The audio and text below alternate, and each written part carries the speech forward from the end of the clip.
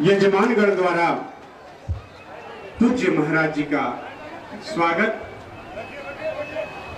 जगदम्बिका सिंह जी, श्री वीरेंद्र सिंह जी, श्री परशुराम जायसवाल जी, श्री ज्ञानेन्द्र त्रिपाठी जी द्वारा यजमानगढ़ द्वारा वे इसका संरक्षण भी करें। नालियों को ढका हुआ है, बहुत सिस्टमेटिक तरीके से एक आदर्श नगर पंचायत का जो एक उदाहरण होना चाहिए वह चौक के अंदर देखने को मिल रहा है। मुझे लगता है यह मॉडल के रूप में विकसित हो सकता है। यहाँ पे तमाम उन गरीबों को जिनके पास अभी मकान नहीं होंगे, सालाना आय 3 लाख से कम होगी, उनको प्रधानमंत्री आवास योजना का लाभ मिला भी होगा, शेष लोगों को उसका लाभ भी प्राप्त होगा और अच्छे ढंग से सिस्टेमेटिक तरीके से इसे आगे बढ़ाने की आवश्यकता है। अगर बढ़ा देंगे तो बहुत सारे लोगों का कल्याण हो पाएगा। एक एक योजना व्यक्ति के स्वावलंबन का आधार बन सकती है, एक एक परिवार के स्वावलंबन का आधार बन सकती है। हम लोगों को उसके साथ जुड़ना चाहिए और यही हमारा धर्म है। अपने कर्तव्यों का पालन, जो जिस क्षेत्र में अगर वो अपने कर्तव्य का पालन कर रहा है, इसका मतलब अपने धर्म का पालन कर रहा है। आज आप सब यहाँ पर आए, एक सप्ताह के इस धार्मिक आयोजन के साथ जुड़ने का आज मुझे भी सौभाग्य प्राप्त हुआ है। मैं कथा व्यास जी के प्रति, यज्ञ के आचार्यों के प्रति, यजमान गणों के प्रति हृदय से धन्यवाद ज्ञापित करता हूँ। आप सभी श्रद्धालुओं को इस यज्ञ का पुण्य प्राप्त हो, कथा का पुण्य प्राप्त हो, यजमानों को भी और श्रद्धालु जनों को भी, चौकवासियों को भी, उसके आसपास के सभी नागरिकों को इसका पुण्य प्राप्त हो। इसकी मैं भगवान गोरक्षनाथ जी से, देवादेव महादेव भगवान शिव से यही प्रार्थना करते हुए मैं आज के इस अवसर पर आप सबके प्रति अपनी शुभकामनाएं देता हूं और आप सबसे अनुरोध करूंगा कि जो व्यवस्थापकों ने यहाँ व्यवस्था बनाई है, प्रसाद ग्रहण करने के बाद ही आप सब यहाँ से जाएंगे तो अच्छा रहेगा। प्रसाद ग्रहण करेंगे, जहां जहां व्यवस्था जिस रूप में बनाई गई है, डॉक्टर SP सिंह जी ने और उनके साथ जो यहाँ कमेटी है उन लोगों ने व्यवस्था इसकी बनाई होगी। सभी प्रसाद ग्रहण करने के बाद ही यहाँ से जाएंगे तो अच्छा रहेगा। आप सबके प्रति मेरी मंगलमय शुभकामनाएं। मैं एक बार फिर से चौकवासियों को एक आदर्श नगर पंचायत बनाने और उसमें योगदान कर, दोनों तरफ से सड़कें, कितनी अच्छी सड़कें हो गई हैं, यानी विकास। लेकिन इस विकास को संरक्षण देने का काम हमारा भी होना चाहिए। हम सब भी इसको देखें, अपनी जिम्मेदारी, नागरिक कर्तव्यों को जान करके ही हम लोग इनका संरक्षण भी कर पाएंगे। और जब ये सभी को हम अपने दायित्व के साथ जोड़ेंगे, यही हमारा धर्म है। पूजा पाठ करना धर्म मात्र नहीं है, उसका संरक्षण होना, उसको हर हाल में बचाए रखना, सुरक्षित रखना, उसका संवर्धन करना, उसको आगे बढ़ाने के लिए प्रेरित करना, यही हमारा धर्म होना चाहिए। और उस धर्म के साथ जुड़ने के लिए हम सबका दायित्व बनता है। सरकार ने कोई विकास का कार्य किया तो उसकी सुरक्षित रखना, उसका संरक्षण करना, ये हमारा दायित्व बनता है। क्योंकि सरकार अपने जेब से थोड़ा पैसा देती है। हम लोग जो पैसा लाते हैं, जो पैसा भेजते हैं विकास के लिए, वो मैंने अपनी जेब से नहीं दिया है। ये पैसा जनता का पैसा है, सरकार का पैसा है। एक एक पैसा बचत करते हैं तब एक पूंजी होती है, बड़ा बजट बनता है और फिर उस पैसे को ही हम विकास के लिए भेजते हैं। उसी पैसे से फ्री में राशन भी देते हैं, उसी पैसे में अनुसूचित जाति, जनजाति और पिछड़ी जाति के बच्चों को हम स्कॉलरशिप भी देते हैं। उसी पैसे से हम प्राइमरी स्कूल के बच्चों को फ्री में उनको यूनिफॉर्म देते हैं, उनके लिए जूते मोजे भी देते हैं।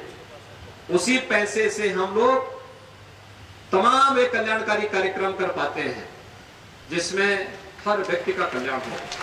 बेटियों की शादी के लिए सामूहिक विवाह की योजना होती है, गरीबों के लिए मकान के लिए, गरीबों के लिए शौचालय के लिए, पैसा वही है।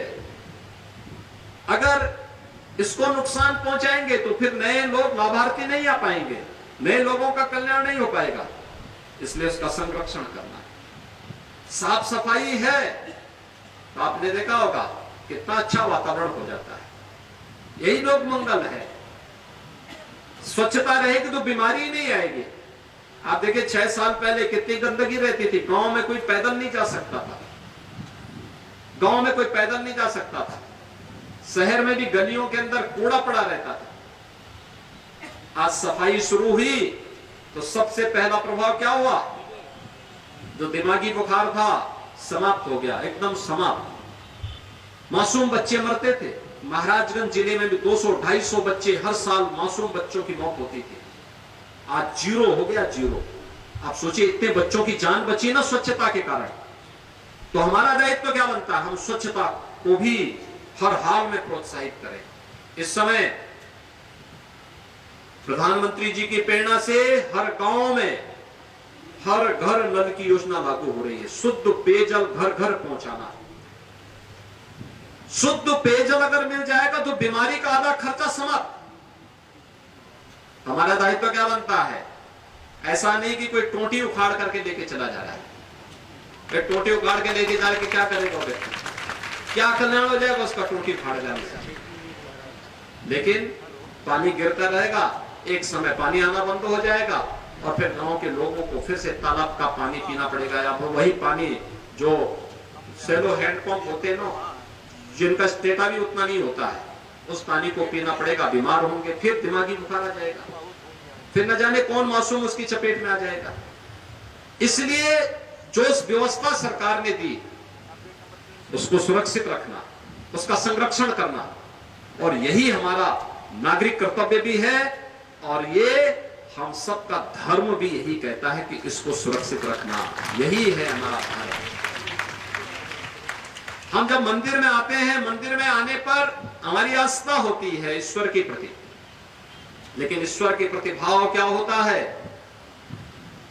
कि जैसे दिव्य प्रतिमा ईश्वर की होती है, वह दिव्य इसलिए है क्योंकि उसका अपने लिए कुछ भी नहीं है। जो कुछ भी है लोक कल्याण के लिए है, राष्ट्र कल्याण के लिए है, सृष्टि के कल्याण के लिए है। इसलिए वो दिव्यता है उसमें। दिव्यता किसी ऐसी वस्तु में नहीं आ सकती।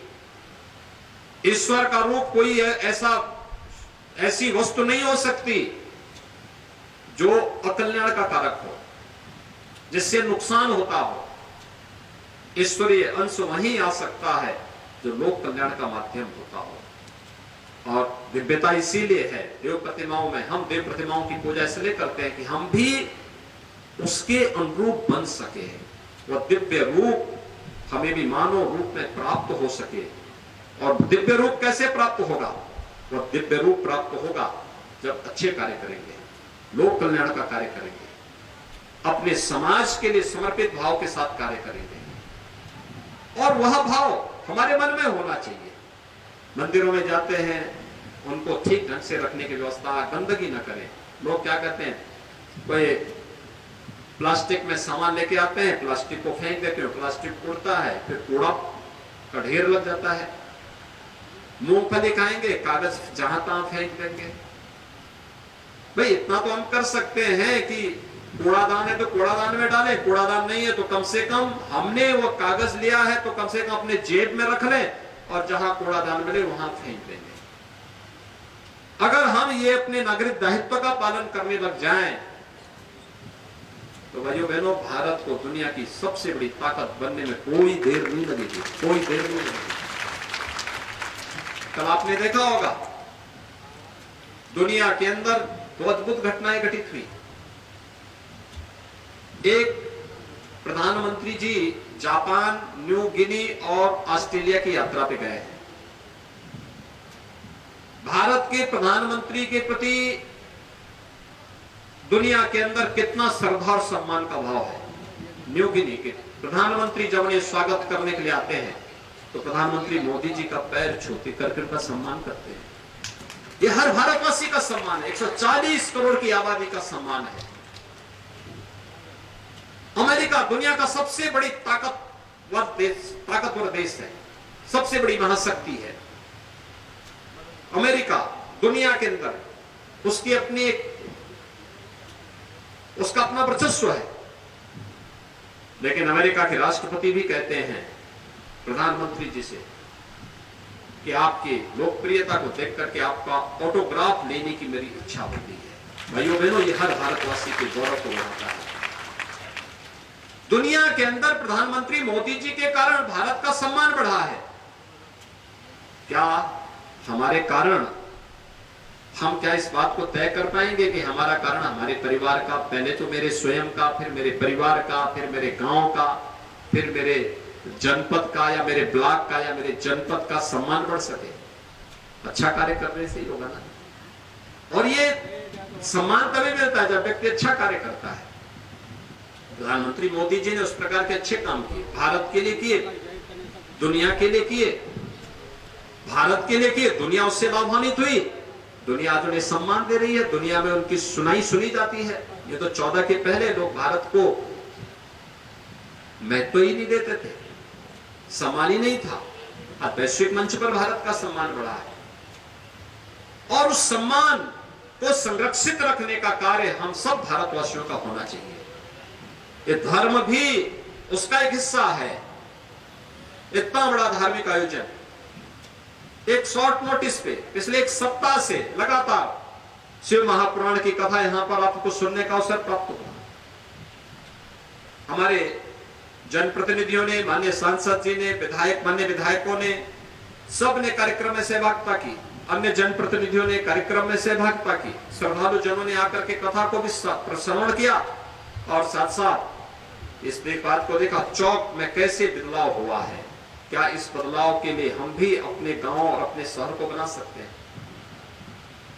जैसे चौक का सुधार हुआ है, चौक अच्छा बन गया है, यानी इसको आप कह सकते हैं स्मार्ट टाउन एरिया के रूप में चौक बन गई, स्मार्ट टाउन एरिया। और मैं तो यहाँ के प्रशासन से भी कहूंगा, यहाँ के चेयरमैन, नवनिर्वाचित चेयरमैन से, यहाँ के जो हमारे ईओ होंगे उनसे भी कहूंगा, जिला प्रशासन और पुलिस से भी कहूंगा, पब्लिक एड्रेस सिस्टम के साथ साथ सीसीटीवी कैमरा चौराहे चौराहे पर लगाना, यह सेफ सिटी का एक उदाहरण और आदर्श नगर पंचायत के रूप में विकसित करना। और अगर नगर पंचायत आदर्श हो गई तो ग्राम पंचायतें भी आदर्श क्यों नहीं हो सकती? पैसे की कमी नहीं है, उस पैसे का सदुपयोग ठीक ढंग से हो जाए तो भाइयों बहनों इतना विकास हो जाएगा, इतना विकास हो जाएगा, कोई व्यक्ति वंचित नहीं रह सकता है। हर व्यक्ति को उसकी सुविधा का लाभ प्राप्त हो जाएगा। इसलिए धर्म का एक कार्य कर्तव्य के साथ जोड़ करके हमें आगे बढ़ाना चाहिए। आस्था के साथ, आस्था का सम्मान के साथ ही कर्तव्यों को, अपने धर्म को जोड़ने की आवश्यकता है। और कर्तव्य के साथ अगर हम जुड़ेंगे तो आप भी उसी प्रकार का सम्मान अपने गांव में, अपने न्याय पंचायत में, अपने विकास खंड में, अपने जनपद में, अपने प्रदेश में प्राप्त करने में सफल होंगे। जैसे कल वैश्विक मंच पर प्रधानमंत्री मोदी जी को यह सम्मान प्राप्त हुआ है। एक सप्ताह का जो कार्यक्रम यहाँ चला है, मुझे बहुत अच्छा लगा। चौकवासियों ने यहाँ पर शिव महापुराण की इस पावन कथा का श्रवण भी किया और गोरखपुर से आए हुए हमारे विद्वान आचार्यों ने रुद्र महायज्ञ का भी आयोजन किया। बहुत अच्छा कार्यक्रम दोनों यहाँ पर हुआ। मैं सुन रहा था, मैं लगातार जानकारी ले रहा था कि कैसे कार्यक्रम चल रहा है, कैसे लोग वहां पे आ रहे हैं, कितना अच्छा वातावरण यहाँ का दिखता है। यानी पूरा यज्ञमय वातावरण दिखाई दे रहा है। ये यज्ञमय वातावरण ये विकास का प्रतीक है, समृद्धि का प्रतीक है, खुशहाली का प्रतीक है। यानी समृद्धि तभी आती है जब खुशहाली होती है। जहां दुख होगा क्या वहां समृद्धि आ पाएगी? कभी नहीं आ सकता। तो इस समृद्धि के साथ हम जुड़, और उसमें सबसे नई में से चौक भी है। इसके बाद कुछ और बनी है, लेकिन चौक जो बनी है उसके साथ इसको आदर्श नगर पंचायत के रूप में आप विकसित करने की संभावनाएं आपके पास हैं, तो उसका लाभ आपको प्राप्त होगा। अतिरिक्त फंड भी यहाँ विकास के लिए प्राप्त हो पाएगा। ढेर सारे कार्यक्रम यहाँ के लिए आगे बढ़ पाएंगे। मैं एक बार फिर से इस पूरे कार्यक्रम के साथ जुड़े हुए सभी उन महानुभावों को, सज्जनों को हृदय से धन्यवाद देता हूं। आप सबके प्रति अपनी शुभकामनाएं व्यक्त करते हुए अपनी वाणी को यहीं पे विराम देता हूं। जय जय श्री राम। जो व्यक्ति चौक आया होगा, चौक आने 5 वर्ष के बाद कोई आएगा तो चौक को संभवतः पहचान नहीं पाएगा। पहले हम इसको चौक बाजार कहते थे। पहला गांव का नाम चौक था और फिर उसके साथ बाजार भी जोड़ देते थे, लेकिन अब सचमुच चौक से बाजार हो गया है। यहाँ पर महायोगी भगवान गोरक्षनाथ जी का यह मंदिर बहुत प्राचीन है।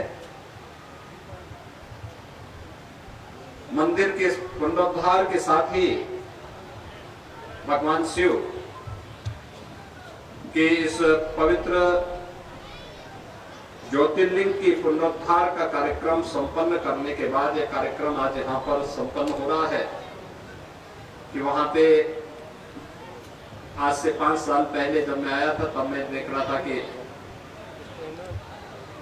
जहां पे पवित्र ज्योतिर्लिंग था वो खंडित हो गया था। तो मैंने यहाँ पर डॉक्टर एसपी सिंह जी से भी और यहाँ पर मंदिर के जो छावनी के कोठारी हैं फलारी बाबा से मैंने कहा था कि यहाँ पे दूसरा ज्योतिर्लिंग लगना चाहिए और मंदिर का पुनरुद्धार होना चाहिए। और मुझे अच्छा लगा कि समय से कार्यक्रम को, दोनों कार्यक्रमों को, गोरखनाथ मंदिर का भी पुनरुद्धार हुआ है, नया स्वरूप मिला है और साथ साथ यहाँ पर इस पूरे बाजार के का तो कायाकल्प हुआ ही है, भगवान शिव का भी नया मंदिर और नया ज्योतिर्लिंग की स्थापना विधिवत वैदिक मंत्रोच्चार के साथ रुद्र महायज्ञ की पूर्णाहुति के साथ आज यहाँ पर संपन्न हो रहा है। ये भारत की ही परंपरा है कि हमने जीव मात्र के कल्याण की बात तो की,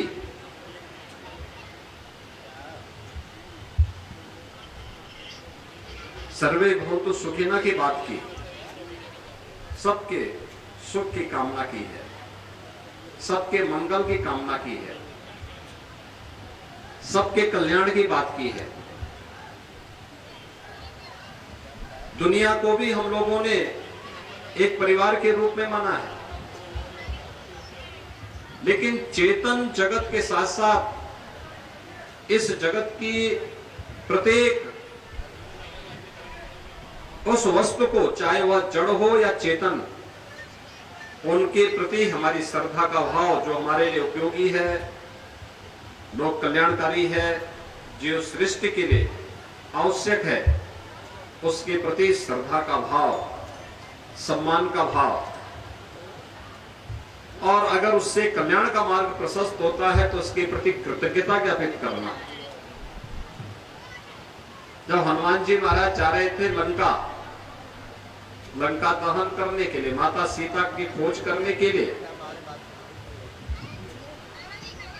तो बीच में देवताओं की प्रेरणा से मैनाक पर्वत सामने आता है और कहता है कि बजरंगबली, एक लंबी छलांग आप लगा रहे हैं, बीच में आप कुछ देर विश्राम कर लीजिए। तो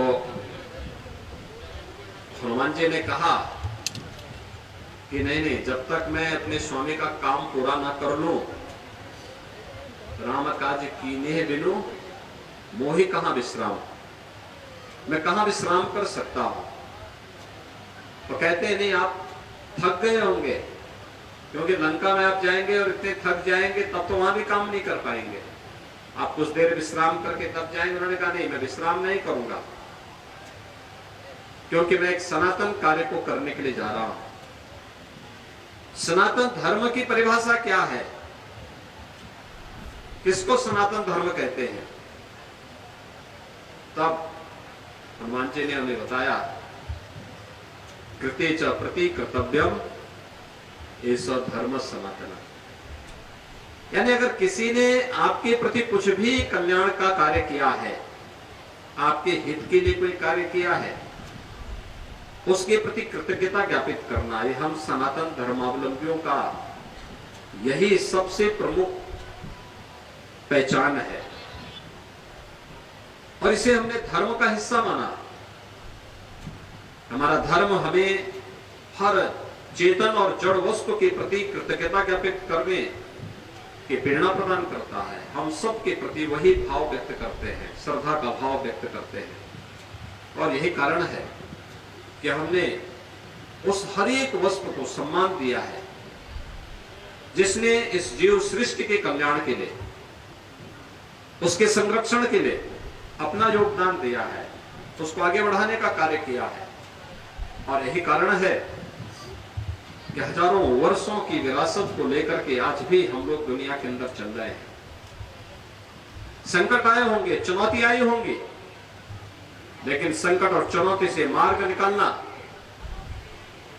उससे आगे बढ़ना, इसको बखूबी हर सनातन धर्मावलंबी जानता है। और धर्म की रक्षा तो समाज ने मिलकर के किया है। पूरे समाज ने मिलकर के जब एकजुट होकर के अपने एकता के माध्यम से मार्ग आगे बढ़ाया है, तो उससे कल्याण के अनेक मार्ग प्रशस्त हो गए। एक कारण है दुनिया के अंदर तमाम मत मजहब संप्रदाय आए, कुछ आए चले गए, समाप्त हो गए, उनका नामो निशान मिट गया। कुछ हैं, कुछ आने वाले समय में भी आएंगे, उनका विशिष्ट पहचान हो सकती है।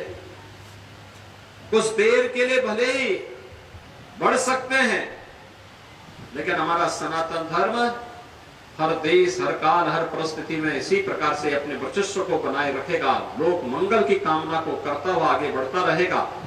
लेकिन इसमें हम सबका दायित्व बनता है कि हम अपने धर्म को मजबूती करने के लिए अपने कर्तव्यों का पालन करें। आपने देखा होगा आज से 5 वर्ष पहले, 6 वर्ष पहले, 7 वर्ष पहले चौक बाजार बेतरतीब था, अस्त व्यस्त था। आज मैं देख रहा था ऊपर से कि अब तो एक टाउन एरिया भी हो गया है। टाउन एरिया के कार्यालय में भारत का तिरंगा लहरा रहा था। कितना अच्छा लगता है जब किसी सरकारी इमारत में भारत के आन मान शान का प्रतीक तिरंगा लहराया जाता है। चौक में टाउन एरिया सचमुच वो चौक से बाजार हो गया है। इसी प्रकार से मैं देख रहा हूं सामने चिकित्सालय भी बन गया, काफी बड़ा चिकित्सालय बन गया है।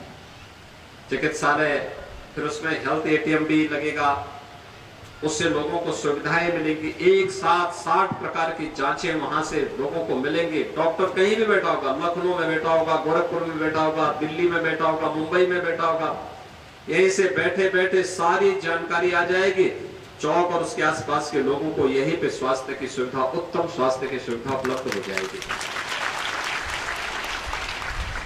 पूज्य महाराज जी ने, महंत दिग्विजय नाथ जी महाराज ने, पूज्य महंत वैद्यनाथ जी महाराज ने, उनके प्रेरणा से यहाँ पर पहले से शिक्षण संस्थान काफी, गोरखपीठ की ओर से प्राइमरी स्कूल भी है, बालिकाओं का विद्यालय भी है। इस वर्ष इंटर कॉलेज बन गया है, वो भी इंटर कॉलेज भी है, डिग्री कॉलेज भी है।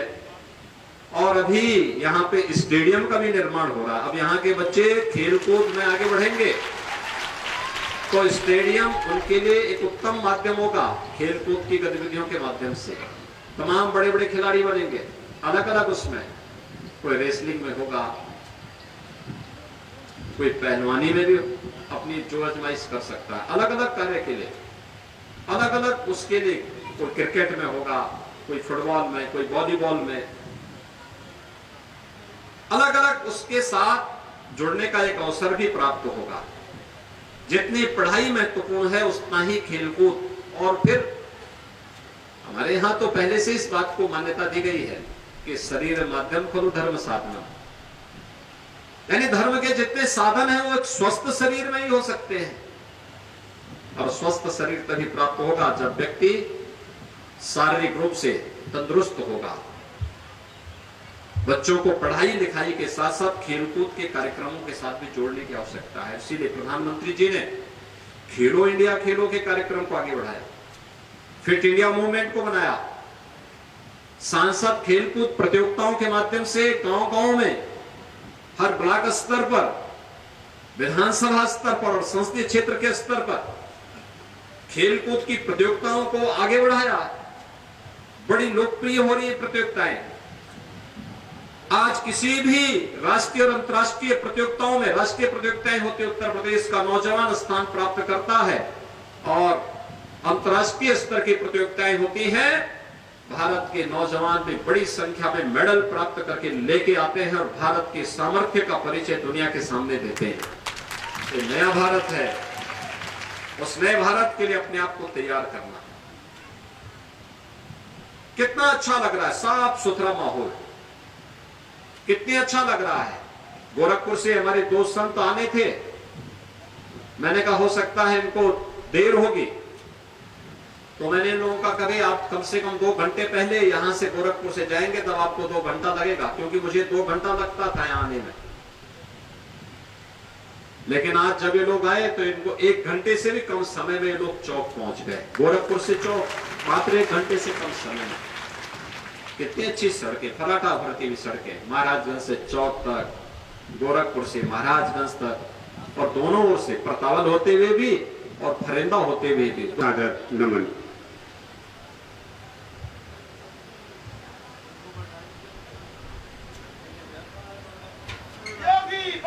आप सभी श्रद्धालुजन प्रसाद ग्रहण करने के पश्चात